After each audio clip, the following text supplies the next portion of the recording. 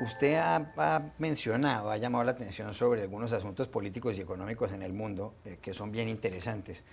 Por ejemplo, ha estudiado mucho el fenómeno de lo que está pasando en Grecia, un país en donde gobierna Syriza, un partido de izquierdas. Alexis Tsipras es el primer ministro desde el pasado 26 de enero y donde se requieren 840 millones de euros para salir de la crisis. Pero a veces se habla de que Grecia podría salir del euro, es decir, abandonar la moneda única europea.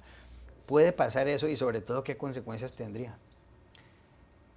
Puede pasar, Juan Carlos. Yo creo que las cosas, la situación está planteada en estos términos. Aquí tenemos un matrimonio mal avenido, con problemas, y la solución que se está planteando en estos términos es decir, bueno, si tú no estás dispuesto a jugar por las reglas, entonces no podés ser parte de este club.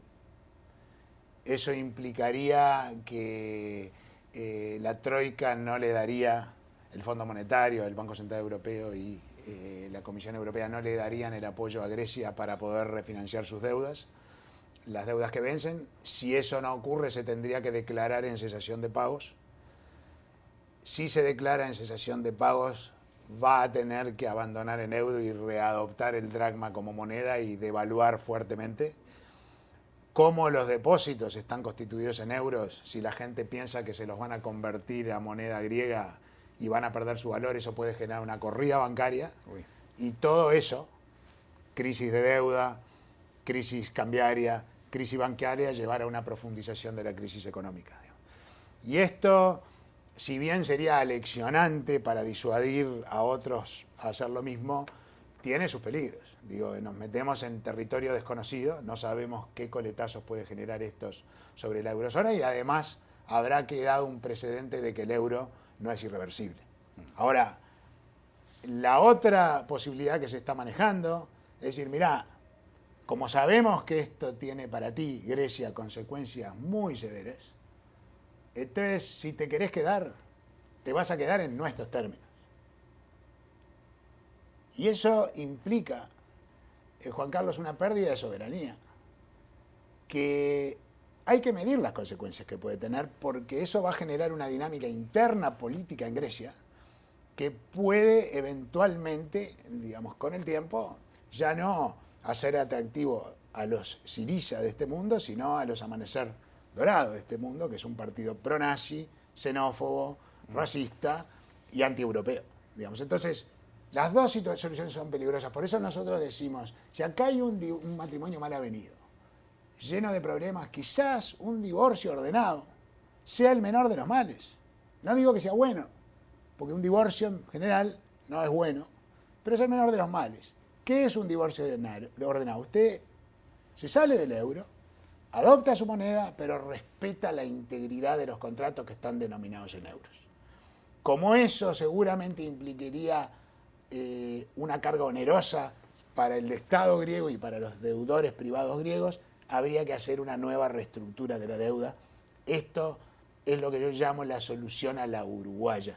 Así resolvió Uruguay la crisis de su deuda.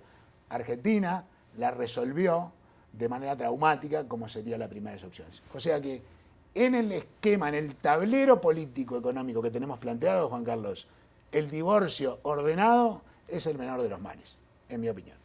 Ya que habla usted de América Latina, quiero hacerle una pregunta sobre la locomotora de la región, que es el Brasil, un país de 200 millones de habitantes. Pero ahí hay varios problemas. Hay inflación, la situación económica no es buena. Fuera de eso hay un escándalo de corrupción, el escándalo de Petrobras, la gran petrolera. Se habla ya y se ha comprobado, y hay gente en la cárcel, que hubo muchos sobornos en torno a unos contratos que fueron firmados. Están en prisión, por ejemplo, el tesorero del Partido de los Trabajadores, del partido de la presidenta Dilma Rousseff. Están imputados el presidente del Congreso también, y hay algunos exfuncionarios de Petrobras que están en la cárcel.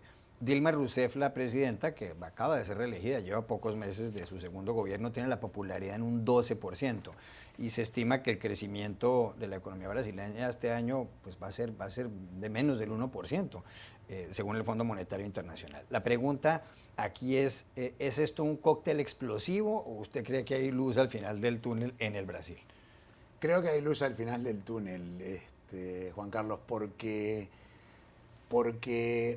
todo lo que usted dice es así. Adversidad económica, escándalos de corrupción, un debilitamiento dramático del poder político de la Presidente.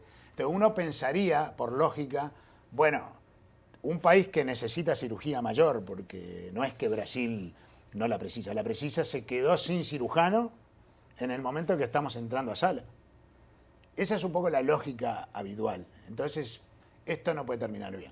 Esa es la idea. Sin embargo, cuando uno lo mira con un poquito más de cuidado, Dilma Rousseff en su primer mandato tuvo un manejo muy personalista y ese manejo personalista le dio mucha cabida a la línea dura del Partido de los Trabajadores. Yo creo que el debilitamiento político de Dilma lo que ha generado, casi que de una manera espontánea, es un trabajo que podríamos definir más colegiado, más de equipo, en donde ahora aparece un núcleo de figuras como Joaquim Levy, el ministro de Finanzas, Alexandre Tombini, el presidente del Banco Central, Katia Abreu, la ministra de Agricultura, Manseiro, el ministro de Industria y Comercio, todos agentes pro inversión, pro mercado.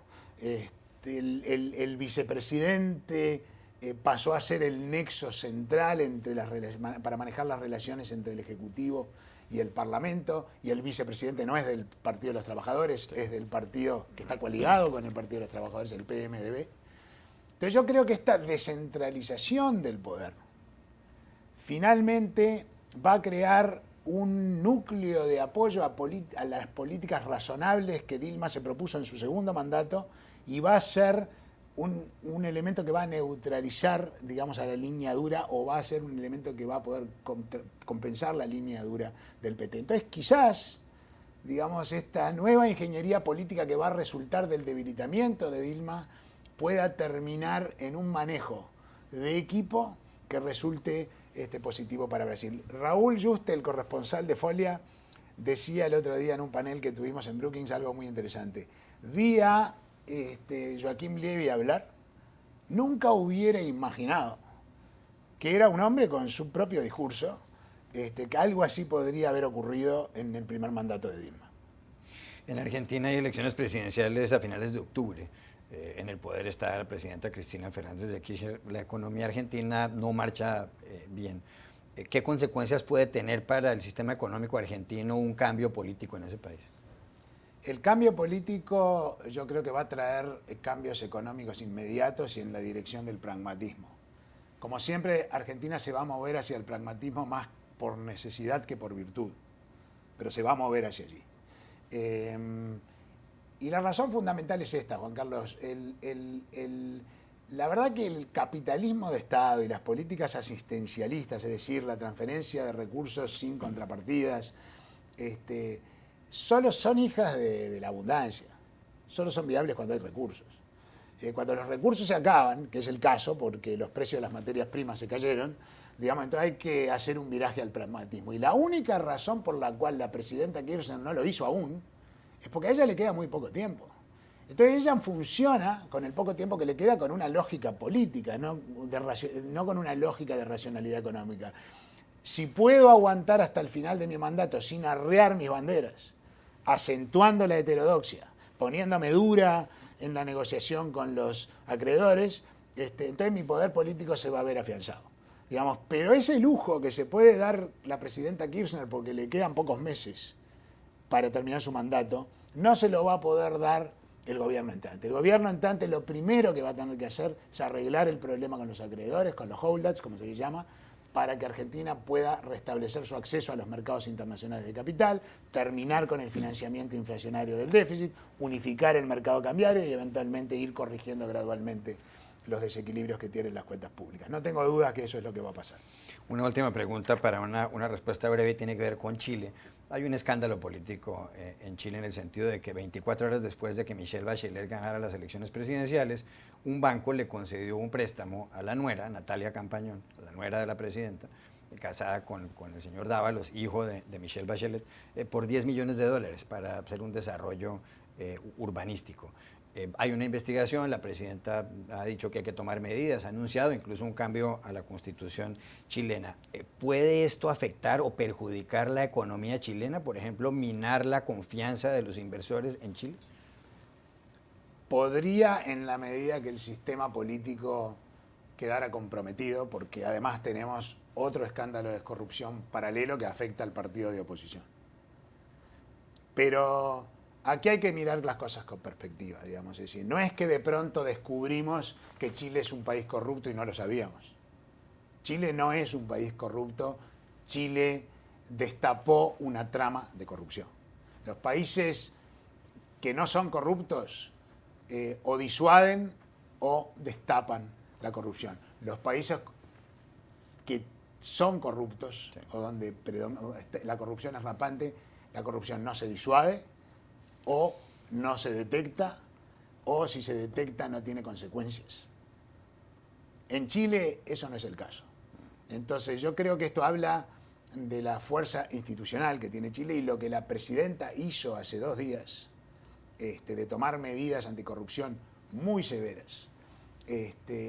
Yo creo que es un ejercicio extraordinario de liderazgo, sí, que va a ir gradualmente devolviéndole la confianza de la gente, no en Michelle Bachelet, que es importante porque circunstancialmente es la presidenta, sí, en el sistema político, digamos. Y esto es lo que creo que va a ocurrir, y por ende creo que las consecuencias económicas van a ser sumamente suaves, porque Chile finalmente, Juan Carlos, es el país mejor manejado de América Latina.